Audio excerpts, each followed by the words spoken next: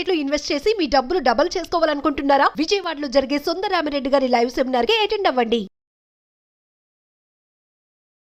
Hello నమస్తే, welcome to Suman TV. ప్రస్తుతం మనతో స్టాక్ మార్కెట్ అనలిస్ట్ సుందరరామిరెడ్డి గారు ఉన్నారు. వీరితో ఈ రోజు కొన్ని విషయాల గురించి మనం డిస్కస్ చేద్దాం. నమస్తే అండి. నమస్తే మ్యామ్. ఈ రోజు కొన్ని మిత్స్ గురించి మాట్లాడాలి. అందులో వన్ ఆఫ్ ది మెథ్ ఏంటి అంటే, నార్మల్ గా ఇన్వెస్ట్మెంట్ పర్పస్ లో మనకి గోల్డ్ లో ఇన్వెస్ట్ చేయడం అనేది చాలా బ్యాడ్ ఐడియా అని చాలా మంది అంటూ ఉంటారు. సో ఇది ఎంతవరకు నిజం అంటారు? బేసికల్గా మనం అంటే డిఫరెంట్ అసెట్స్ గురించి మాట్లాడుతున్నప్పుడు gold is one of the asset అనమాట, కమోడిటీ సంబంధించి. And debt funds, guaranteed returns వచ్చే debt funds, real estate, okay, next equity market. మనకున్న మేజర్ అసెట్ క్లాసులు ఈ 4 అనమాట.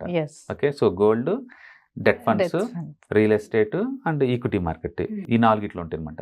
ఈ 4 మీరు దేంట్లో దాంట్లో పెట్టాలి. ప్రపంచవ్యాప్తంగా స్టాక్ మార్కెట్లో ఎక్కువ శాతం పర్ఫార్మెన్స్ ఇచ్చే ఏంటి అంటే 3 కంట్రీస్ ఉంటాయి. ఇండియాలో బాగా వస్తాయి రిటర్న్స్. అమెరికా పర్లేదు, అమెరికాలో మెగా క్యాప్స్ ఎక్కువ ఉంటాయి కాబట్టి అమెరికా ఎక్కువ ఉంటుంది. తైవాన్ లో ఎలక్ట్రానిక్స్ ఇండస్ట్రీ చాలా ఎక్కువ ఉంటుంది. Taiwan nothing but electronics industry, అంతే. చిప్ మ్యానుఫ్యాక్చరింగ్ అదే కంట్రోల్ చేస్తుంది వరల్డ్ వైడ్ గా. అందుకని అక్కడ కూడా స్టాక్ మార్కెట్స్ బాగానే ఉంటాయి. బట్ అది centric to only electronics market అనమాట. అది ఈ 3 మార్కెట్ తప్ప మిగతా ఏ మార్కెట్ లో కూడా ఈక్విటీ మార్కెట్ లో రిటర్న్స్ ఏం పెద్దగా రావు. అందుకని ఈ 3 కంట్రీస్ లో మాత్రమే ఈక్విటీ గోల్డ్ బీట్ చేస్తుంది. ఈ 3 కంట్రీస్ లో మాత్రమే బీట్ చేస్తాయి. మిగతా ప్రపంచంలో ఏ కంట్రీకి అయినా సరే గోల్డ్ అనేది one of the best asset అనమాట వాళ్ళకి. అందుకని ఇండియాలో ఉన్నప్పుడు గోల్డ్ మీద ఇన్వెస్ట్ చేయడం వేరు, వేరే కంట్రీలో ఉన్నప్పుడు వేరే అనమాట.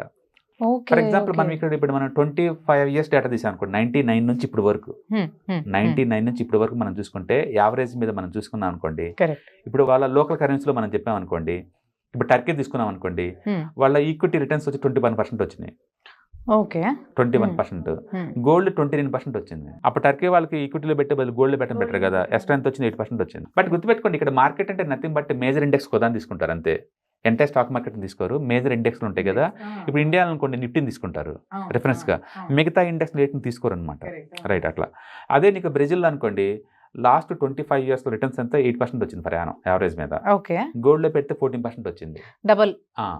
ఇప్పుడు బ్రెజిల్ లో ఉన్నోళ్ళు స్టాక్ మార్కెట్ లో పెడితే బెటరా, గోల్డ్ లో బెటర్ అంటే గోల్డ్ ఎంత వచ్చింది నీకు? 6% ఎక్కువ వచ్చింది. రైట్. అలాగే మనం పోలాండ్ లో చూసారనుకోండి, స్టాక్ మార్కెట్ లో ఇన్వెస్ట్ చేస్తే మీకు వచ్చింది 4% పర్ యానం యావరేజ్ మీద. గోల్డ్ లో పెడితే మీకు వచ్చింది 9.2. ఓకే, సో అక్కడైనా సరే 5% ఎక్స్ట్రా వస్తుంది గోల్డ్ లో పెడితే. నెక్స్ట్ మనం సౌత్ కొరియా చూసాం అనుకోండి, ఈక్విటీ మార్కెట్ లో పెడితే 2.3, అది 5.3 వచ్చింది. అంటే గోల్డ్ లో పెడితే 10 వచ్చింది.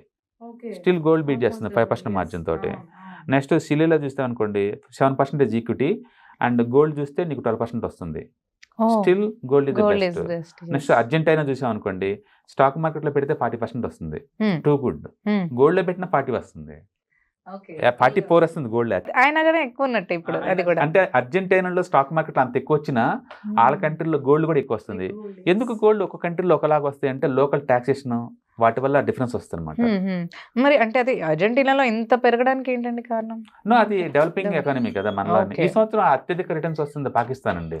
మనం వర్స్ట్ ఎకానమీ అనుకుంటాం కదా, స్టాక్ మార్కెట్ పాయింట్ ఆఫ్ లో ఎక్కువ రిటర్న్స్ వచ్చింది అదే. రైట్. నెక్స్ట్ మలేషియా చూసాం అనుకోండి, స్టాక్ మార్కెట్ రిటర్న్స్ 6.4, గోల్డ్ లో పెడితే వచ్చింది 9.9. అంటే మనం తీసుకున్న డేటా 1 day 2 day 1 year కాదు, 25 years డేటా.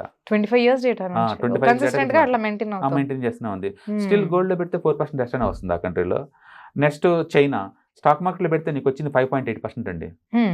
అంటే గోల్డ్ లో పెడితే మీకు వచ్చింది 8.6, స్టిల్ 3% ఎక్స్ట్రా వచ్చింది.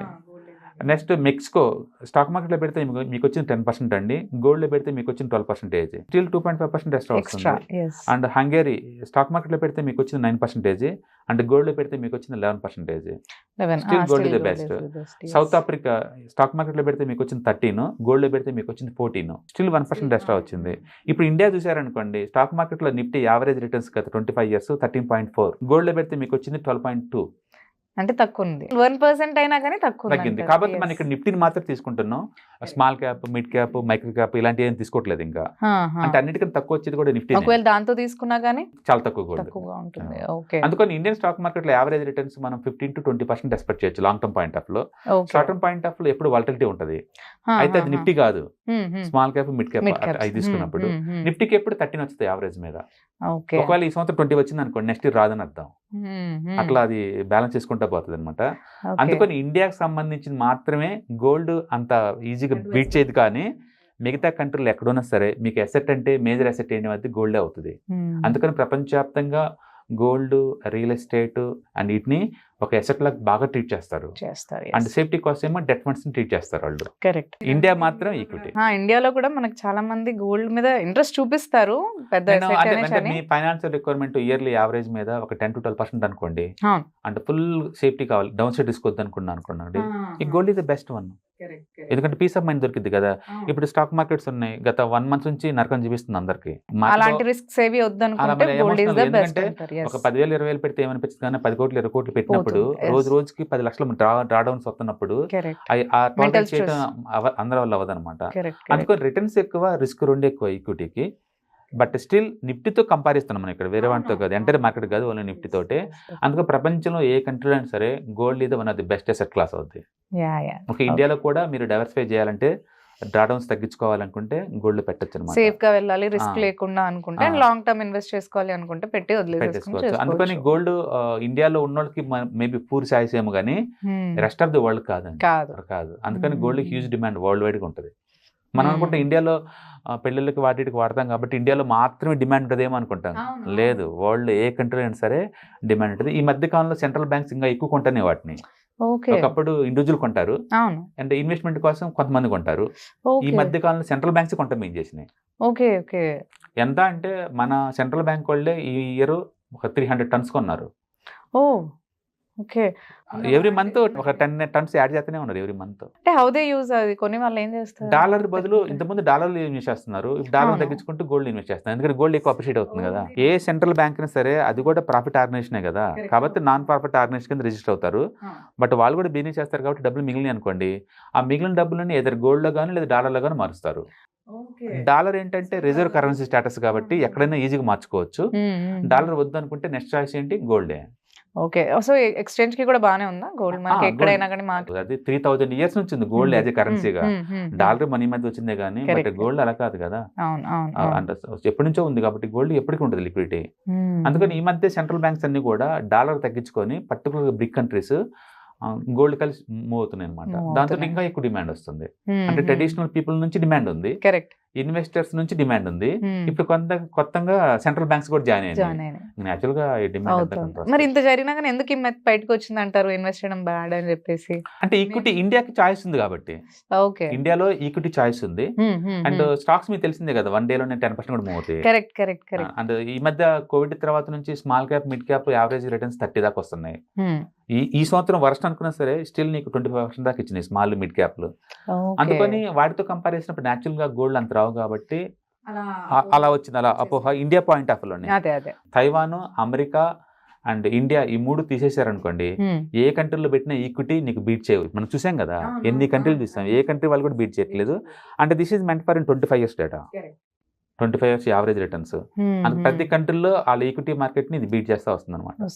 అందుకని మీకు రిస్క్ తగ్గాలి అనుకున్నా లేదా డైవర్సిఫికేషన్ చేయాలనుకున్నా, అదర్ దాన్ ఇండియా కాకుండా వేరే కంట్రీలో ఉన్నా కూడా డెఫినెట్ గా గోల్డ్ ఇది one of the preferable asset class అనమాట. Okay, thanks for the information. Thank you. Hi. మొట్టమొదటిసారిగా మన విజయవాడలో క్లాస్ రూమ్ ట్రైనింగ్ అండి, 1 day క్లాస్ రూమ్ ఎన్విరాన్మెంట్ లో ఆఫ్లైన్ వెబినార్ జరగబోతుంది. అండ్ ఇంట్రెస్ట్ ఉన్న పార్టిసిపెంట్స్ ఈ కింద స్కూల్ అవుతున్న నెంబర్కి రింగ్ చేసుకొని సీట్ బుక్ చేసుకోండి. దీంట్లో ETFs, index funds and mutual funds మీద completely and hand folding experience మీకు ప్రొవైడ్ చేయబడుతుంది. దీని ద్వారా ఏంటంటే మనం అసెట్స్ని స్టాక్ మార్కెట్లో ఎలా మేనేజ్ చేసుకోవాలి, ఎలా గ్రో చేసుకోవాలి, ఎలా ప్రొడక్ట్ చేసుకోవాలో అంటే ప్రాక్టికల్గా నేర్చుకుంటారు. అండ్ మీ ఇప్పటి వరకు మనం ఆన్లైన్లోనే మీరు అటెండ్ అవుతున్నారు. ఇక నుంచి మీరు మన విజయవాడ సిటీలోనే అండ్ లైవ్లో క్లాస్ రూమ్ ఎన్విరాన్మెంట్లో నేర్చుకునే ఛాన్స్ దొరుకుతుంది. కాబట్టి ఇంట్రెస్ట్ ఉన్న పార్టిసిపెంట్స్ కింద స్క్రోల్ అవుతున్న నెంబర్కి పింగ్ చేసి సీటు రిజర్వ్ చేసుకోండి. Thank you.